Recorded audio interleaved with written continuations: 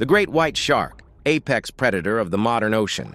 2 tons of muscle, rows of serrated teeth, the thing nightmares are made of. But what if I told you there were predators that looked at sharks, the way sharks look at goldfish?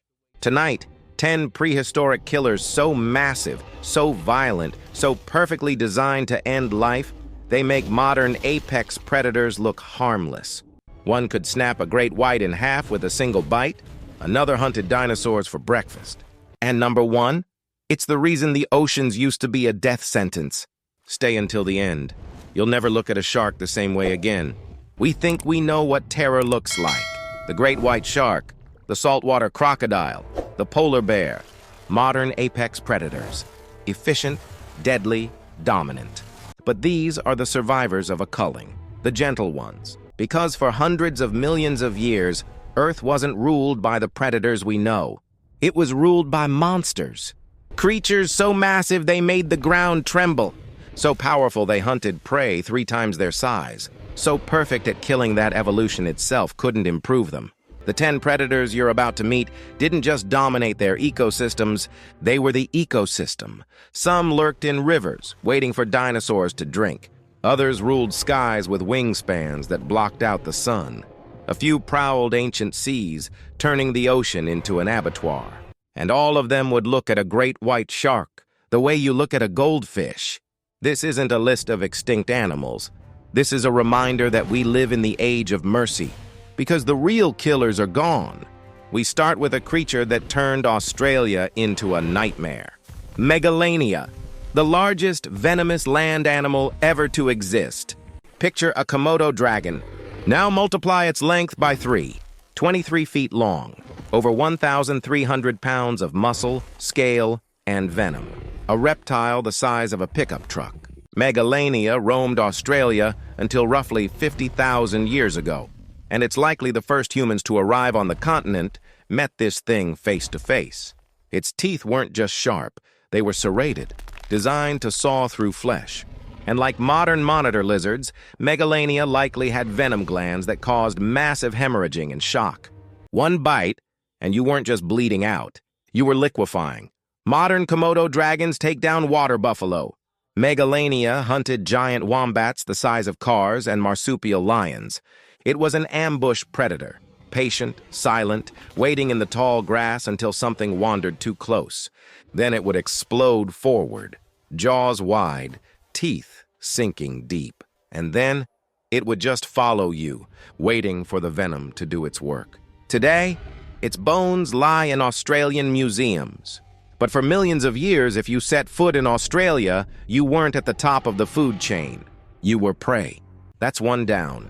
But if you think a 23-foot venomous lizard is terrifying, wait until you meet the bird that hunted mammals with a beak designed like an axe. Next up, PURUSSAURUS, better known by its earned name, the terror bird. For 60 million years, South America was an island continent, isolated, evolving its own unique horrors. And at the top of the food chain wasn't a mammal. It was a bird, 10 feet tall, 300 pounds of flightless fury, with a beak the size of a hatchet. Its skull alone was over 2 feet long, larger than a horse's head. That beak? It wasn't designed to peck. It was designed to crush. The tip curved like a meat hook. The bone structure was reinforced to absorb impact. Paleontologists have found prey fossils with skulls cracked clean through, single-strike kills, and it was fast. Estimates put its running speed at nearly 30 miles per hour, faster than most mammals it hunted. Think of a cassowary, already one of the most dangerous birds alive. Now make it twice as tall, 3 times as heavy, and give it a beak that can shatter bone. It hunted prehistoric horses, giant rodents, and armadillo-like creatures called glyptodonts. It would chase prey down, pin it with massive talons, then bring that beak down like a guillotine, crushing skulls, severing spines. One strike, one kill. Fossil evidence suggests they hunted in pairs, coordinated ambush attacks. You weren't just being chased by a 10-foot bird, you were being flanked.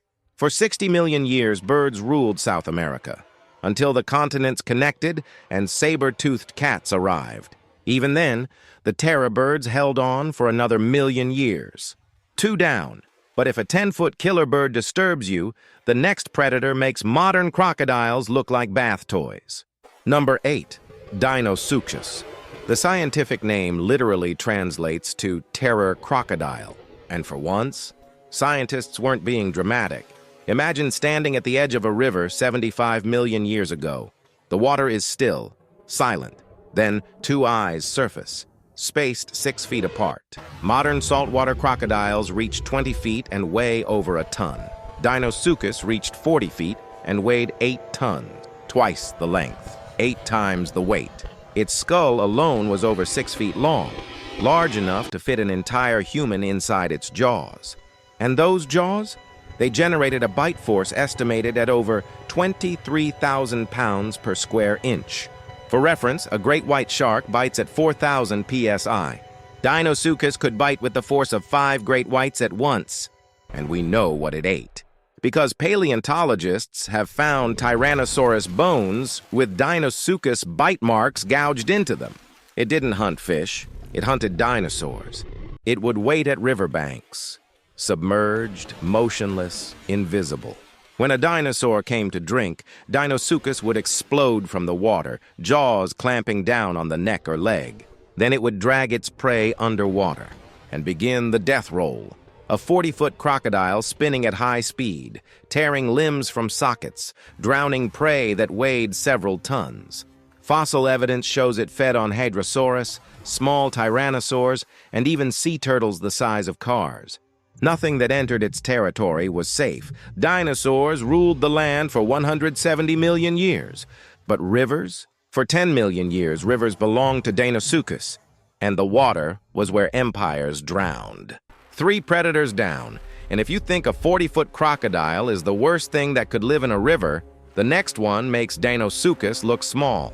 Number 7. PURUSSAURUS. Thought DINOSUCHUS was terrifying? PURUSSAURUS looked at it the way you look at a house cat. 8 million years ago, the Amazon basin wasn't the rainforest we know.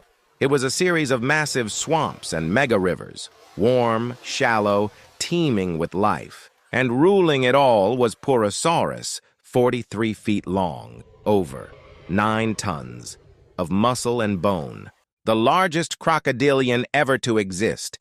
Its skull was nearly 5 feet long. Each tooth was the size of a human hand, and its bite force, estimated at 69,000 newtons, over 15,000 pounds per square inch, strong enough to crush a car. And its diet? If it moved, it was prey. Giant turtles with 6-foot shells? Prey. Prehistoric fish the size of dolphins? Prey. Other crocodilians? Prey. Megatherium. Ground sloths the size of elephants would come to the water's edge to drink, and PURUSSAURUS was waiting. PURUSSAURUS didn't chase.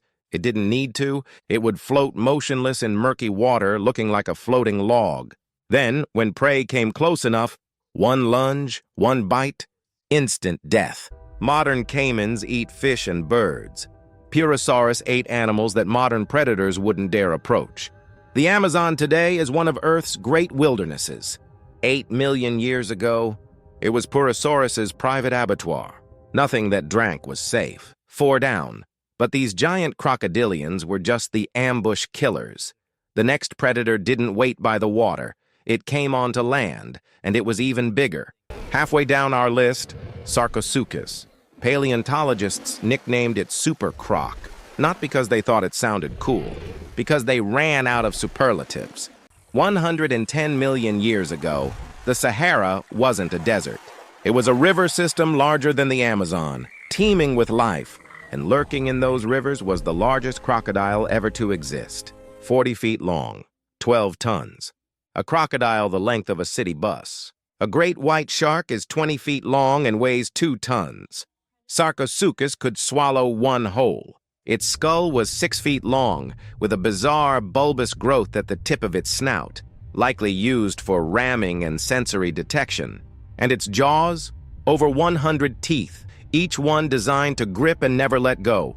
We know it hunted dinosaurs, because we found Suchomimus and other large theropod bones with SARCOSUCHUS bite marks, deep gouges where teeth punched clean through bone. Picture this. A dinosaur the size of a school bus comes to the river to drink. The water is murky, still.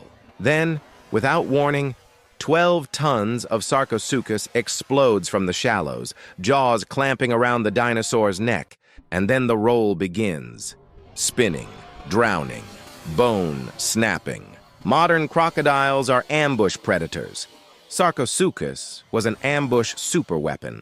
Its fossils were first discovered in the Sahara in 1964, but it took decades to realize just how massive this creature was. When the full skeleton was finally reconstructed, paleontologists stood in silence because they realized something horrifying. SARCOSUCHUS took the 50 to 60 years to reach full size, which means it spent decades growing, hunting, perfecting its kills. An ancient, patient, unkillable river god. 5 predators down, and if you thought crocodiles were bad, the next creature made Ice Age mammals pray for winter to end. Number 5, Arctodus, the short-faced bear. Short-faced. That's the name scientists gave a 12-foot-tall nightmare that ran 40 miles per hour. Scientists are terrible at naming things. 12,000 years ago, North America was ruled by megafauna. Woolly mammoths, saber-toothed cats, giant ground sloths. But there was one predator they all feared. The short-faced bear stood 12 feet tall on its hind legs. Taller than a basketball hoop. Taller than a grizzly bear by 4 feet. A modern grizzly weighs 800 pounds. Arctodus weighed over 2,000 pounds, closer to the weight of a car than a bear. Its legs were long and built for speed. Some estimates put its running speed at over 40 miles per hour. That's faster than a grizzly, faster than a human, faster than most prey. And its bite force? Over 2,000 psi. Strong enough to crush bone in a single bite. Fossil sites show Arctodus feeding on bison, camels, horses, and even young mammoths. But here's the terrifying part.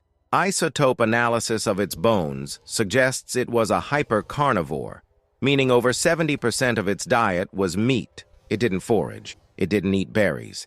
It only hunted. Imagine being an early human in Ice Age America. You're tracking a herd of bison across the plains. Then you hear it, a roar that shakes your chest.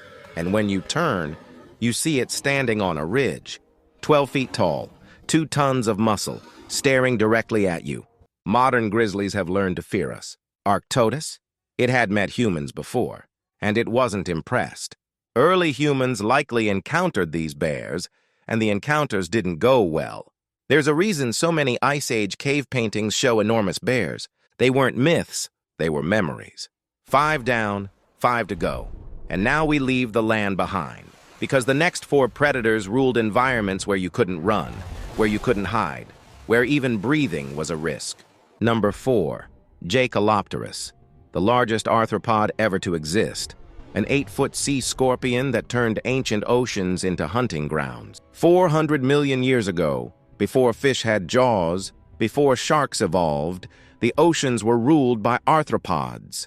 And the apex predator among them was JAEKELOPTERUS, 8 feet long, armored in chitinous plates, armed with claws the size of human forearms. A modern lobster is 1 foot long. JAEKELOPTERUS was 8 times larger. Its claws weren't just for grabbing, they were compound tools. Serrated edges for cutting, crushing surfaces for breaking shells, and enough strength to dismember prey instantly. Its prey list reads like an aquarium inventory. Early fish, trilobites, other sea scorpions. Anything slower than its strike, which was almost everything. Paleontologists have found crushed trilobite fossils with claw marks matching JAEKELOPTERUS. Evidence of brutal, efficient kills. It would lurk in murky coastal waters, segmented body blending with the seafloor. When prey swam overhead, it would strike, claws snapping shut, dragging victims down into the darkness. Modern mantis shrimp have the fastest strike in the animal kingdom. JAEKELOPTERUS likely struck even faster, and with 8 feet of armored body behind it. Its fossils were first discovered in Germany in 2007. And when scientists measured the claw alone, they realized how massive this creature truly was. If you could dive into a Silurian ocean and encountered one, you'd have seconds to react, not because it was slow, because it struck that fast. The reign of the sea scorpions lasted 70 million years, longer than the dinosaurs, longer than mammals have existed. Then jawed fish evolved, and the scorpion's era ended. But for those 70 million years, the ocean was an armored nightmare. 4 predators down, and the next one didn't live in the ocean. It lived in rivers, and it makes every sea scorpion look tiny. Number 3, Titanoboa, the largest snake to ever exist. How large? Forget a few feet longer than an anaconda. This thing was the size of a school bus. 60 million years ago, just after the dinosaurs went extinct, the tropical rainforests of South America became a furnace. Average temperatures, over 90 degrees Fahrenheit year-round. And in that heat, reptiles thrived. In 2009, paleontologists excavating a Colombian coal mine found something impossible: a snake vertebra. But the size was all wrong. Modern anacondas reach 20 feet and weigh 550 pounds. Titanoboa reached 50 feet and weighed over 2,500 pounds. A snake weighing more than a car. Its body was as thick as a human torso. Its head was the size of a motorcycle helmet, and it could open its jaws wide enough to swallow a cow. It didn't have venom. It didn't need it. Titanoboa was a constrictor. It would coil around prey, massive prehistoric fish, crocodilians, anything within reach, and squeeze. Each coil generated thousands of pounds of pressure. Ribs shattered. Lungs collapsed. Blood flow stopped.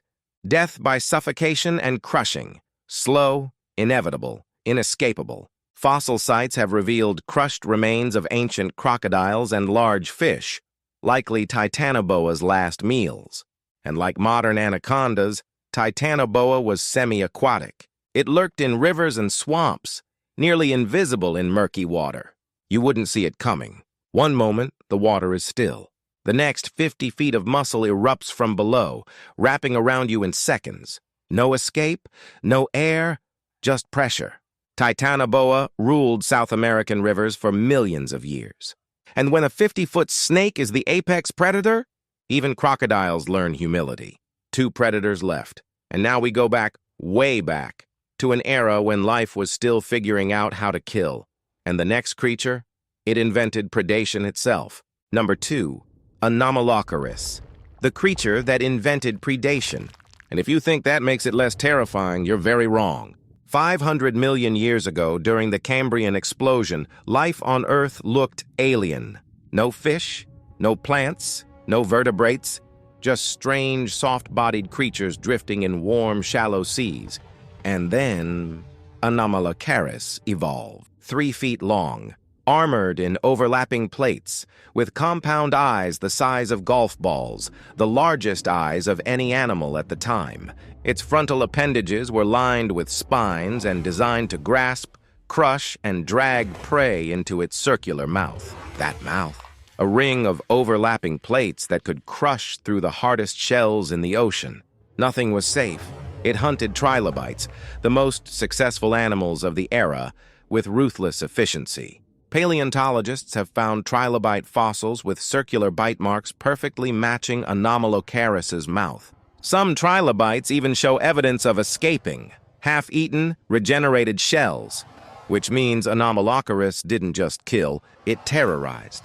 It could swim faster than anything else in the ocean, using undulating body flaps that propelled it like a jet. And those eyes? They could see in multiple directions at once, detecting movement from hundreds of feet away. For the first time in Earth's history, there was a creature that could hunt. Not scavenge, not filter feed. Hunt. Before ANOMALOCARIS, life was passive. After ANOMALOCARIS, life had to evolve armor, speed, camouflage, survival strategies we still see today. Paleontologists call it the Cambrian arms race. And it was all because of one predator. ANOMALOCARIS ruled the oceans for 30 million years. It was the apex predator of its time, the first true killer. And every predator that came after, every shark, every crocodile, every bear, exists because ANOMALOCARIS set the template. One predator left, and this one makes everything else on this list look like practice. Because the creature at number 1 didn't just hunt on land or in rivers or in shallow seas. It hunted everywhere, and it was the largest predator to ever walk the earth. And now, number 1. The predator that rewrites everything we thought we knew about killing. Because this creature didn't just dominate one environment, it dominated two. 95 million years ago, North Africa wasn't a desert. It was a river system larger than the Amazon, warm, deep, teeming with life, and prowling both the water and the land was the largest predatory dinosaur ever to exist. Spinosaurus, 55 feet long, over 7 tons, of muscle and bone, larger than Tyrannosaurus rex, larger than any land predator before or since. Its sail rose 6 feet above its back, a towering structure of bone and skin that made it instantly recognizable. No one knows exactly what it was for. Thermoregulation, display, intimidation. But one thing is certain. When you saw that sail cutting through the water toward you, it was already too late. Its skull was massive, over 5 feet long, with jaws shaped like a crocodile's. Conical teeth designed to grip slippery prey. Over 60 of them, interlocking like a steel trap. What did it hunt? Everything. Fossil evidence shows it fed on Onchopristis, prehistoric sawfish over 20 feet long, armored in bony plates. It hunted Mawsonia, 6-foot-long coelacanths with armor-like scales. It even scavenged dinosaur carcasses that washed into the rivers. But here's what makes Spinosaurus truly terrifying. In 2020, paleontologists discovered something no one expected. Its bones were dense, filled with heavy minerals like those of penguins and hippos, adaptations for swimming. And its tail? A massive, paddle-like structure designed for propulsion underwater. Spinosaurus wasn't just a land predator that waded into water. It was a swimming dinosaur, a 7-ton, 55-foot apex predator that could chase you on land and then dive into the river and chase you underwater. Imagine being a smaller dinosaur at the river's edge. You see the sail approaching through the trees. You panic. You run toward the water, thinking you'll escape. You dive in, and then you realize the water isn't safety, it's Spinosaurus's hunting ground. For decades, scientists thought Spinosaurus was just another large theropod. Then, in 2014, a nearly complete skeleton was found in Morocco, and everything changed. When paleontologists reconstructed it, they realized they were looking at something unprecedented. A dinosaur that redefined what apex predator meant. It hunted on land like a tyrannosaur. It swam like a crocodile. It had the size of the largest predators and the adaptability of a nightmare. The great white shark is 20 feet long and hunts in water.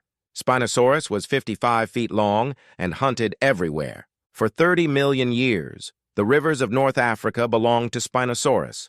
Nothing challenged it. Nothing escaped it. And when you see those fossilized footprints today, massive, 3-toed, leading into the water, you realize something chilling. The largest predator to ever walk the earth spent half its time underwater. From venomous lizards the size of trucks to birds with beaks like axes. From crocodiles that ate dinosaurs to snakes that crushed them whole. From sea scorpions with claws like swords to the first creature that learned to hunt. And at the top of it all, a dinosaur that made the ocean itself a death trap. The great white shark, the apex predator of the modern world. 2 tons, 20 feet, terrifying. But compared to the predators of the past, it's a goldfish.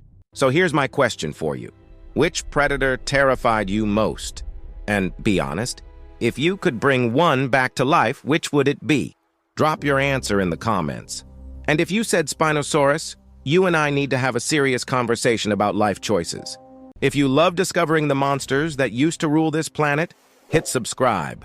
Because next week, we're diving into sea creatures bigger than Megalodon. And some of them might still be alive. We think we know what terror looks like. But we've only seen what survived. The real monsters are extinct. And maybe that's for the best.